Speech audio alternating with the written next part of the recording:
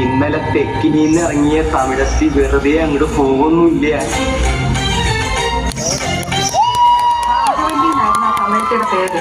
തമിഴത്തി വേറെ കാലമായിട്ട് സ്നേഹത്തിലായിരുന്നു. അന്ന് അർദ്ധരാത്രി നാഗവല്യ കാർമാര് നമ്മുടെ തെക്കിനിലേക്ക് വെട്ടിക്കൊന്നാളഞ്ഞു. മോള് ആ കാലത്തെങ്കിലും പോകട്ടാന്ന് വെച്ചേക്കണം. എന്തായാലും എനിക്ക് ആ മുറി ഒന്ന് തുറന്നു കാണില്ല.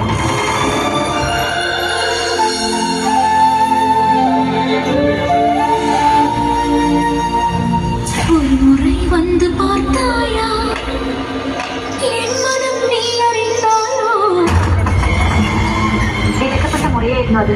തെക്കിനി ഇനിയിപ്പൊ എന്തൊക്കെയാ വരുന്നെന്ന്. എന്തൊക്കെയോ ദോഷങ്ങളുള്ള വീടാണ് അഖിലൻകുട്ടിയത്. അനുഭവജ്ഞാനം കൊണ്ടും